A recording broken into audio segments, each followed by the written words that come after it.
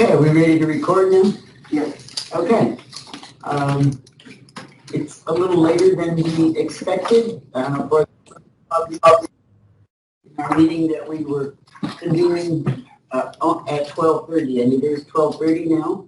So this is the agenda for the work session for the flood control district and their project update. So we're going to ask, we'll start with Jackie, who's the flood control district director, and then we'll go to Mr. Solis.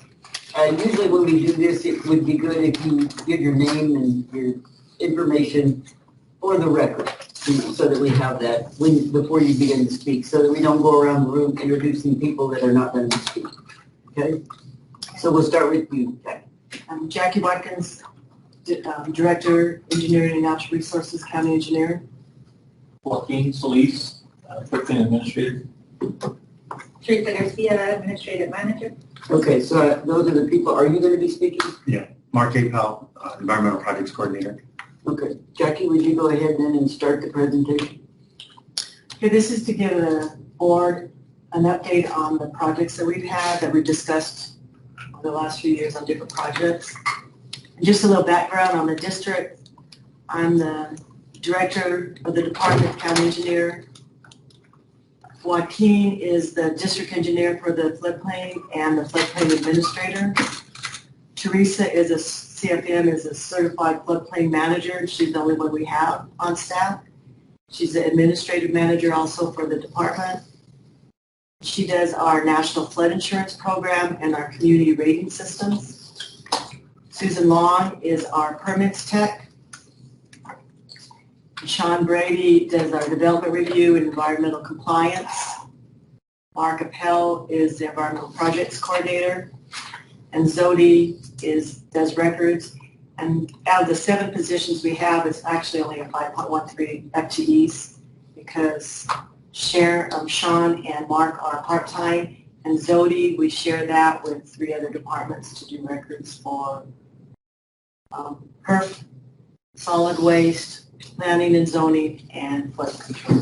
So it's a shared position. If that's not enough. Yes. The people that are part-time. For just a moment, sir. I'm getting a notice that they can't hear us, so I don't know. I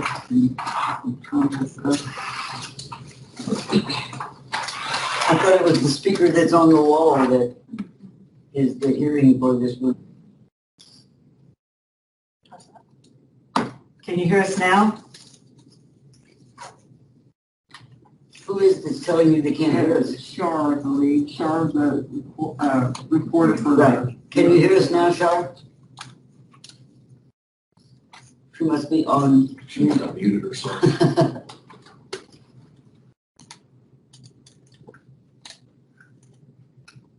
Are we waiting for something in particular? Shar, can you hear us? Can anyone hear us? Yes, this is Deputy County Attorney Carlson. I can hear you.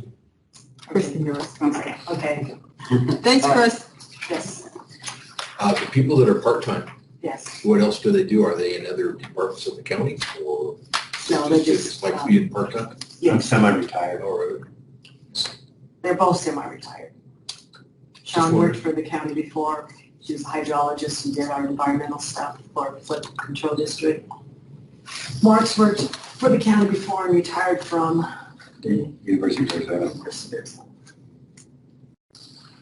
And so the function of the department of the flood control is to mitigate the losses, cost, and human suffering caused by flooding while protecting the natural and beneficial functions of the floodplain.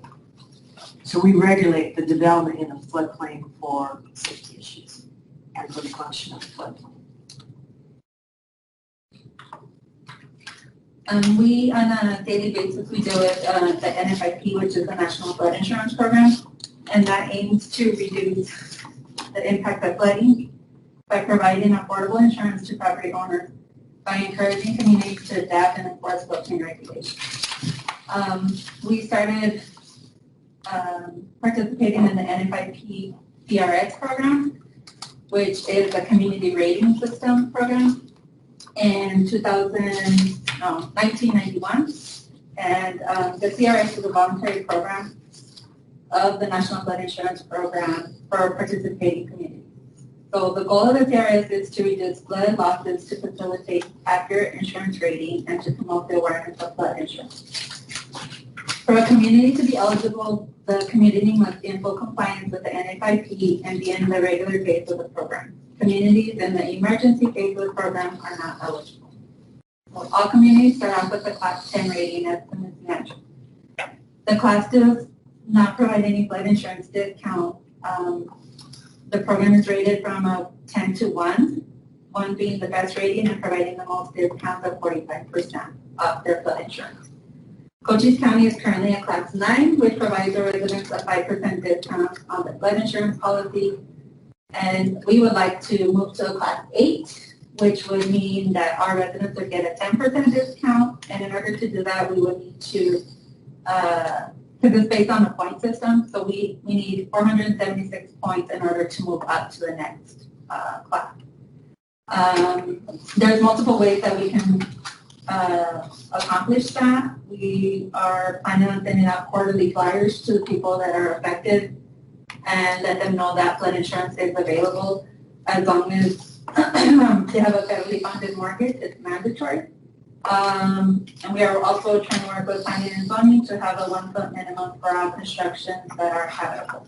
For the finished floor. For the finished floor. So that means that any buildings within Cochise County, we would require them to be a foot above. So that would be that even if it's not in a floodplain? Even if it's not in the floodplain, because then that means that we would go above and beyond what the minimum requirement is for the CRS. Even though, Go ahead.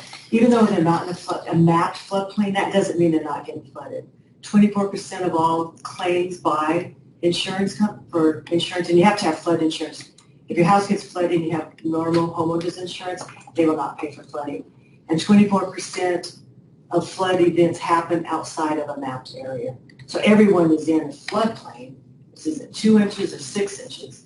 So if we have the 1-foot minimum house finished floor elevation to be, that's protecting the community as a whole. If you're up on a hillside, maybe, depends on if you're in the drainage way. So, but there is flooding that happens. Water heaters break, kids, but that doesn't count to this, that doesn't have anything to do with this? Okay. Yeah. So this is a natural flooding. Natural flooding. Okay, and then it reads up there, it's on the page, what you said about people not making claims. Does that give us points? Whenever there aren't too many claims, does that move us up higher on the scale? Because in our area, there's not quite as much flooding as there is on the edge of the Mississippi. So they make a lot of claims and we make relatively few. Like, we make way few compared to that.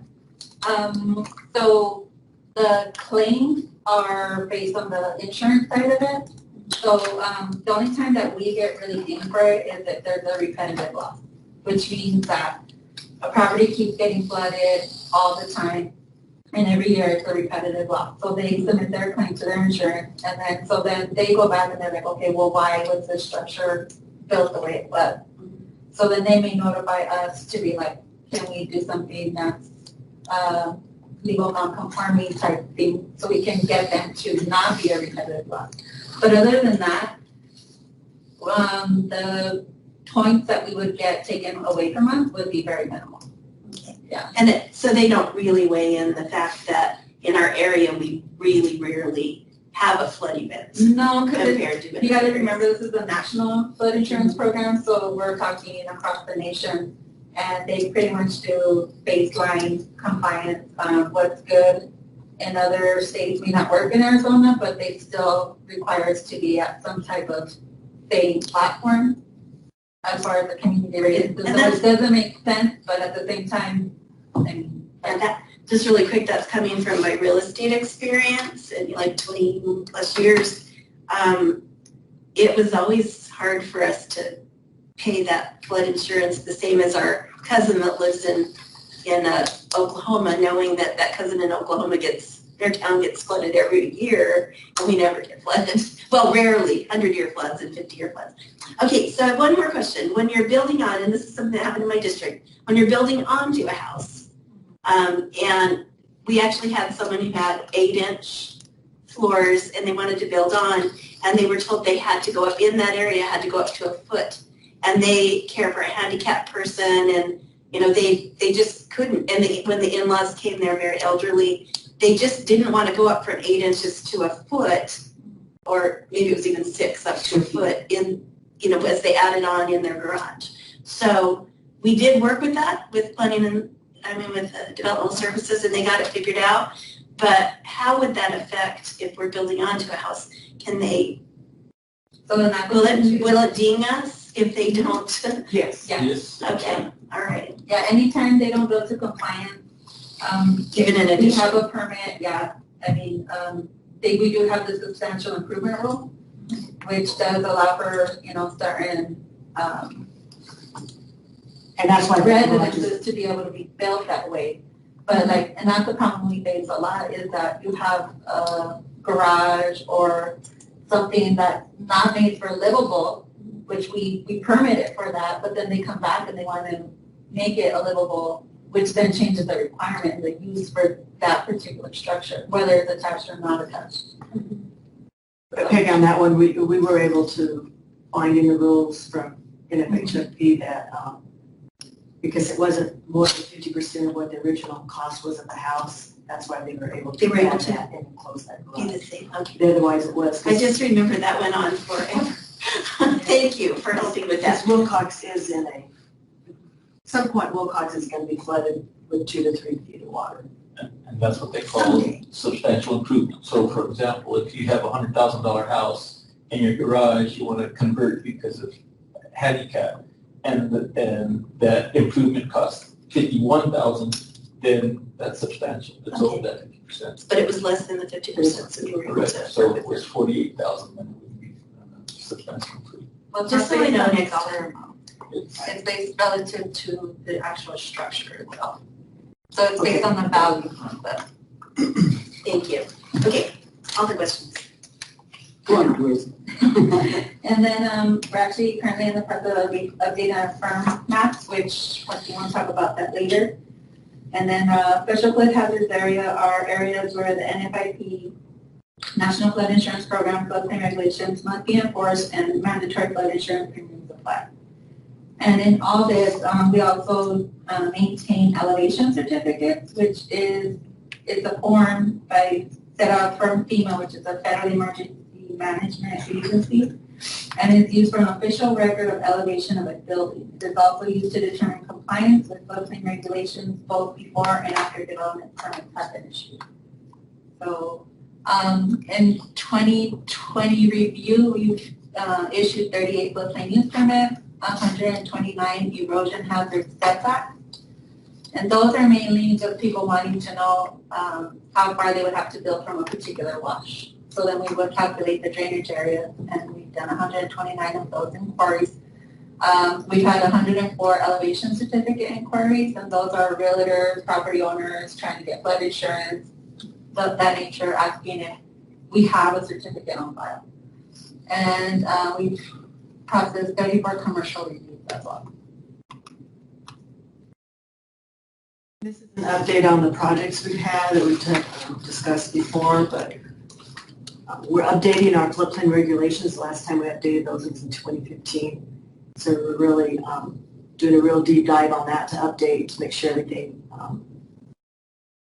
is to current standard. And we're also developing a drainage manual because we're having a lot more commercial. We've had this last year, calendar year, we had more commercial developments coming into the county and potential for some subdivisions. And around St. David, there's a subdivision that wants to go in. And our drainage manual was part in the floodplain regs and development services. It wasn't real clear, precise, that a developer would know exactly what to do. To make it easier for review and for them to submit something to us, we'll have the floodplain regs updated and the drainage manual by the end of this calendar year. And we'll bring those back to the board because we have to go through public comment periods to review those. And then our LIDAR survey, that will be done in August this year. So then we will have 2-foot contours for the whole county with that LIDAR. And that makes it really easy then for us to do all of our hydrology and hydraulic studies. That's the main reason why we have LIDAR. And with the 2-foot contour, then anyone who wants to develop in the county, they will also then have that information, so it's going to be easier for them to develop. And when we get issues between residents or property owners, we can go back to that LIDAR survey because we'll have point grid information, and we can tell who's been contouring the property. That's, if you're getting flooded because they actually did something or not, you know what the historic drainage system is.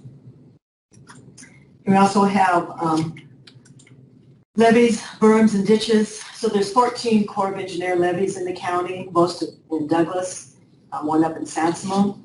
And with the LIDAR survey, we're able to then go find some other levee type structures. There's more in Wilcox, and there's some north of Benson, and there's some around Douglas someplace. People keep telling us that there's a levee out there, but we haven't been able to find it. But with the LIDAR survey, we'll be able to find that.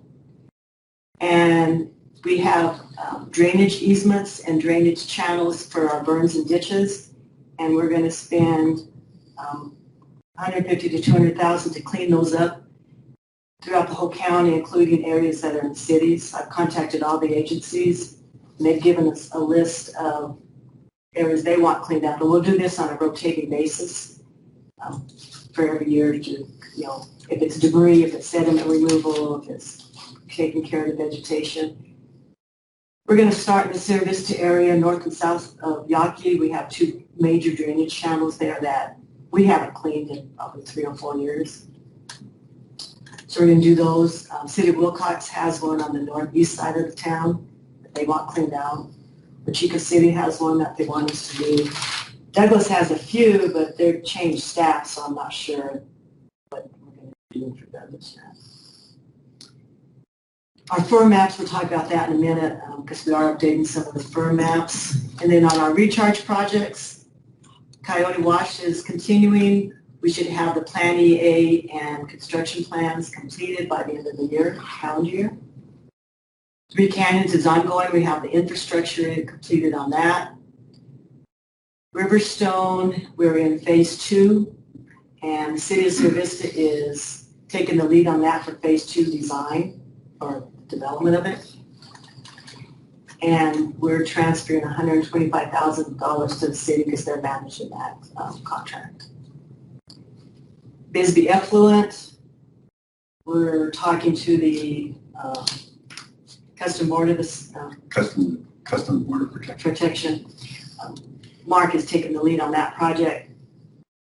If we can get the pipeline in the Roosevelt Reservation above ground, and it's pretty, we're hoping we can get that done, and then we can get that recharge project done for the south end of the San Pedro. And Palominas Path is done. We have a slide on that. We're doing the Bay Acres Design Concept Report, which is done. We have that. And I have slides on these other ones. So these are the pictures that you see up here on the presentation. Is areas that are currently underway for mapping. That area up in the north, that's Benson. We're remapping the Babukamari River and Huachuca. And then all these washes are within the City of Sierra Vista and south of the City of Sierra Vista. This started in 2019, and after comments and revisions of all of the analysis, this mapping is going to be completed probably 2022. So then, like in 2016, there was new mapped revisions that happened in Cochise County. These will probably be taking effect around 2022. The 2 areas in red are St. David, and then to the south is Old Bisbee. There's some discrepancies in St. David. It's been a long time since that's been mapped. Bisbee, there's some elevation conflicts that need to get revised in those areas, and those we'll plan on doing in the future. And we've had it ADWR and FEMA to try to get Bisbee and St. David remapped, and we've been asking them for 10 years and they haven't done it because we're competing, with the state, with the rest of the nation. So we're going to go out and get costs to find out how much it would cost to have the county have a consultant do that, just because there is developments happening, especially in the St. David area. We don't want future people to get flooded just because something's not mapped correctly. And those studies are around $300,000 to $400,000 per study. So it'd be about $300,000 to $400,000 for St. David and for Bisbee to be that. But we will get a proposal on that and then have to bring that to the board. We have the money in the next year's budget to do that.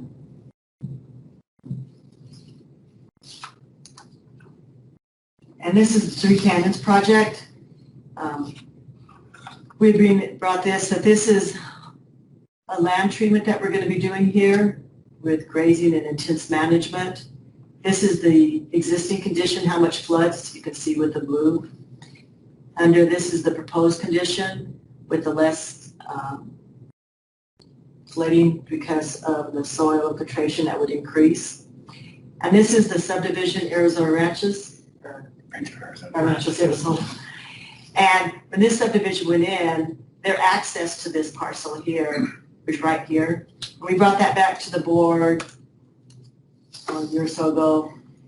That when this conservation easement that's held by the city of Sierra Vista was put in, we're allowed to sell 12 lots. We can sell 12 4-acre lots.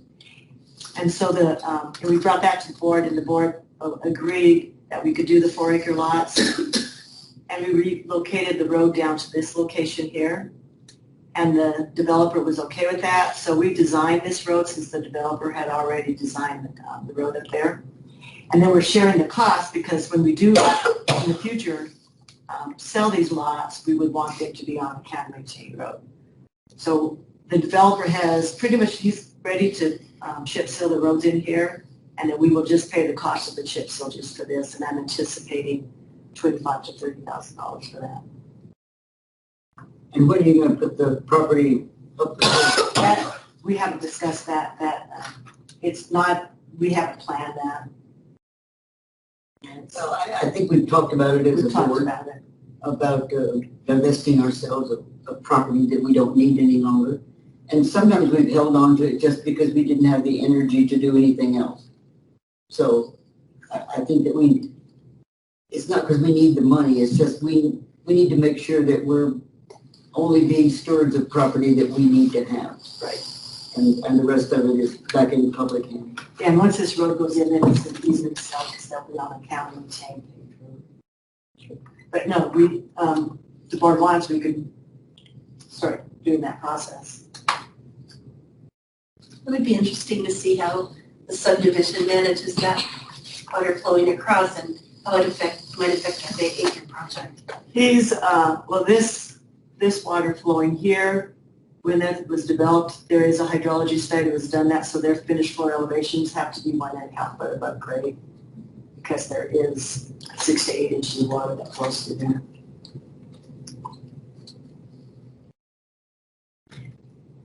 And this is our Palominas path. Yeah, this is on the Mansker property that is the collector for the stormwater that comes from the west out of the Huachucas and collects in our basin for the Palominas Recharge Project.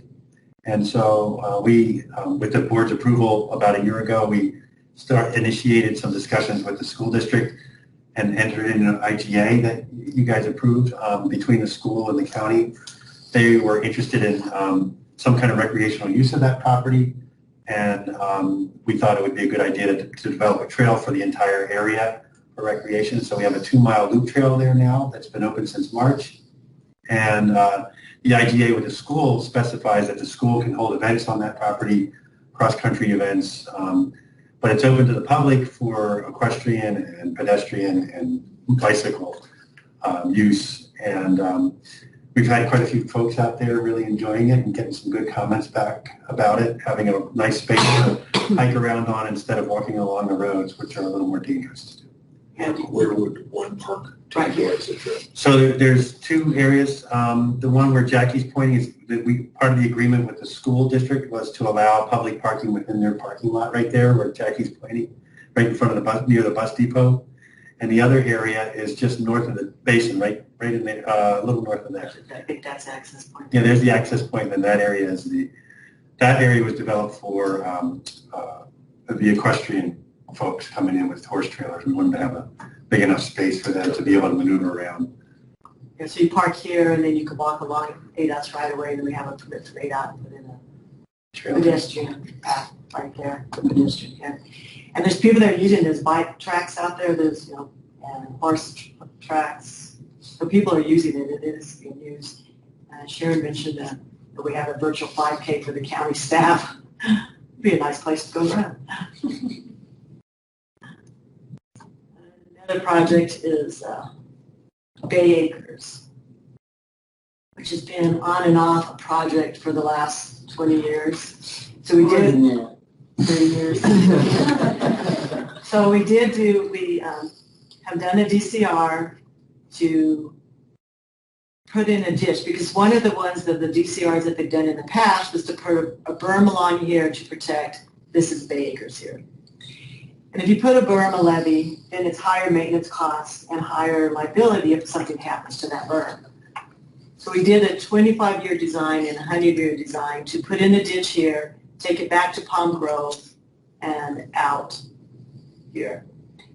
And the cost of construction, not counting the cost of buying the property, a 25-year design would be $7.2 million, and a 100-year design would be $8 million. And this is taking this down right through, well, it's a platted subdivision, but there's not a lot of houses here, because this whole area here is in flood zone. Joaquin and I went to a Corps of Engineers meeting 2 weeks ago in Phoenix, first meeting we've done out of the county in person in a year. And there is some other opportunities for funding that we discovered. And so we will flesh out some of those and see if this project would comply, and try to apply for some of those funds to see if we could build this. One thing is that Bay Acres is a colonia, so that helps with the point system of getting funding. Yeah. It's still a lot of money, yes, I know, and if I have a magic wand, I will get $10 million and do it. But we are hopeful with some You'd of think the I had things. relatives out there, but I've just seen it flood for so many years. I keep thinking, can't we do anything here? It does flood. Then this is Leslie Canyon. This was a subdivision here, all these lots that you can see here, that was done in 1969. So that was before regulations and development standards. All of these are roads in here, but the only ones that the county maintains is these brown ones. There's not very many houses. There's about a 5% build out on this. This is a lake that was developed because some of the brochures that they had for this development is this lake here. There's a little island right there. I mean, they had sailboats on it, and it was, Palm trees. Palm trees, yes. Bass. So this is here. It went over big in Chicago in the winter. They're small lots. They're like 50 feet by 100 feet. Some of them are small. And then the outlet structure is here, it goes down here, and this property here is owned by Phelps Dodge. And they had some more detention pipe ponds. And they took them out because ADWR came in here, and the height of this berm here is a regulatory dam. The Waters User Association for this subdivision owns this property, but they were in arrays with the Arizona Corporation Commission. So it's been on the books for a while of we're proposing that the flood control district should take over this because it does provide flood control. This is the way that the flood path is. This berm has a breach down here. So now if this pond fills up, or this lake, it's going to flood all this area. So we have a rendering that Alberto, our design engineer, did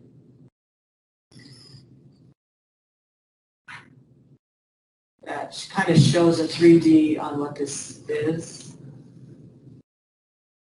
Show me again. Well, I can tell you, the last time we had a flood event out there that breached that wall, it took out every road we had in that subdivision.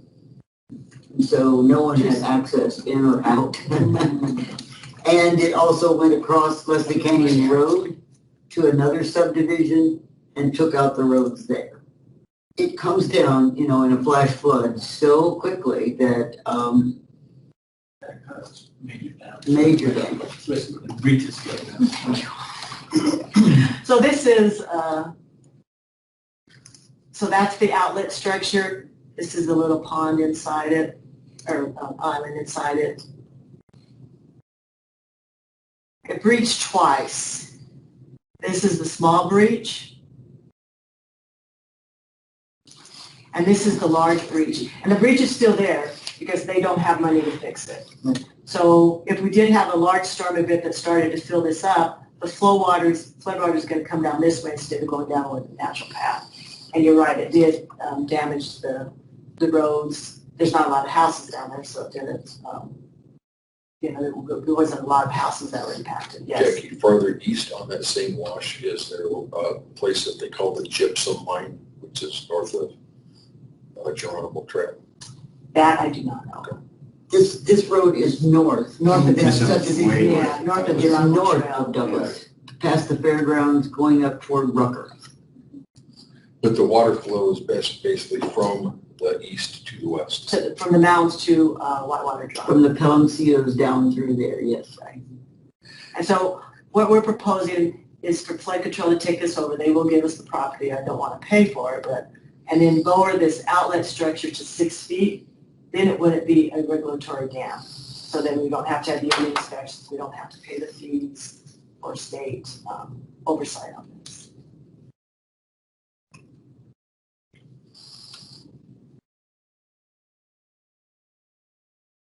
But that is that's where the breach is. There's water in it so little of the time now that, you know, cattle graze in there. It's enough to water the grass. You'll need to share your screen. Jim. Go back to Keith. I probably have two.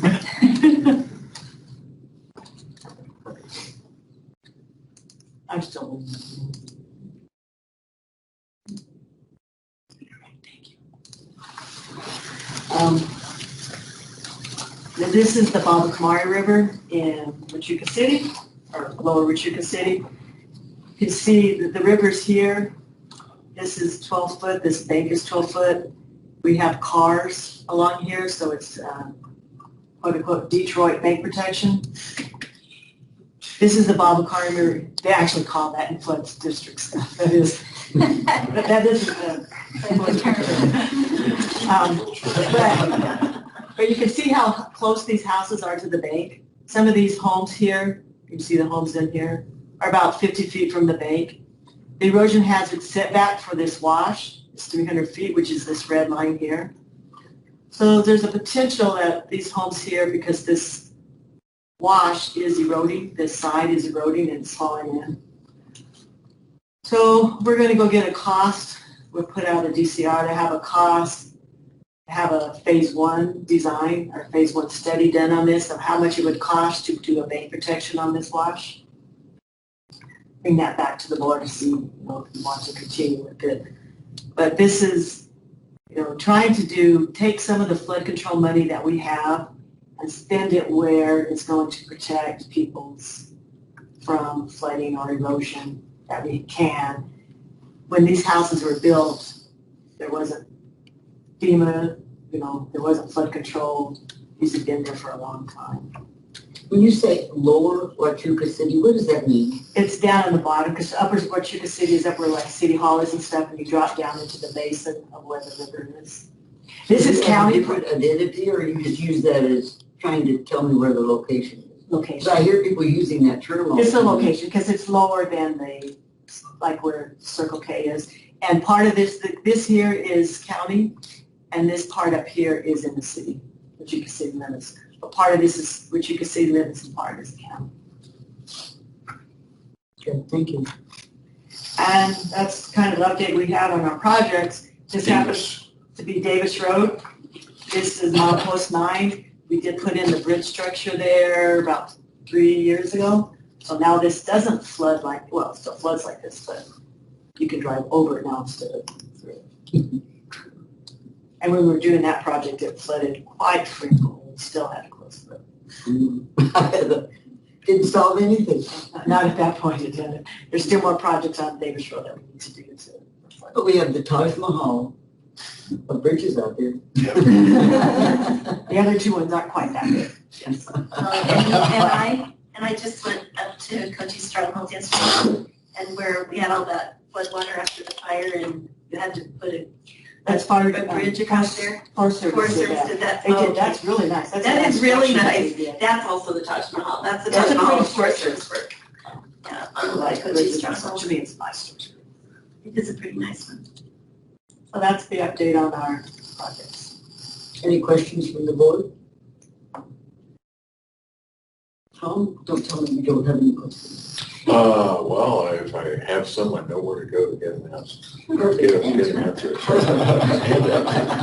Becky, you have any questions, No, comments? I'm gonna throw in something here, and in Wilcox, they're dreaming of having you help us also with the flow that goes through town.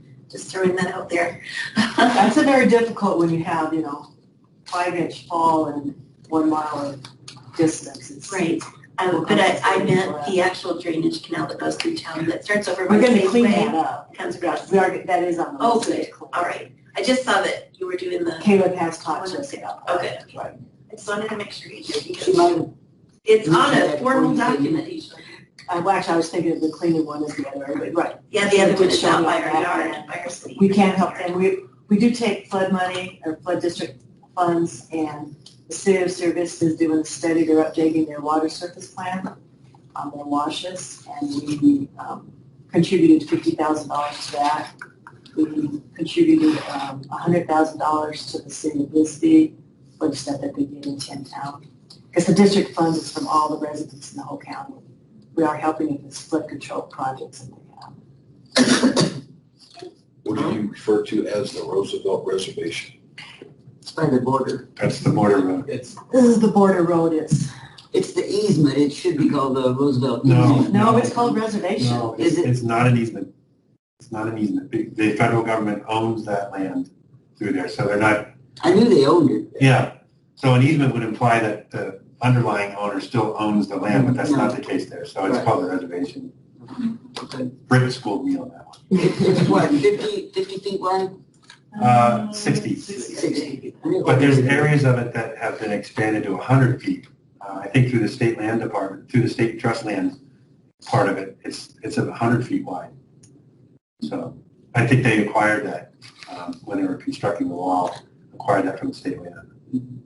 Which Roosevelt was it named for? Hmm. Trivia. Teddy's.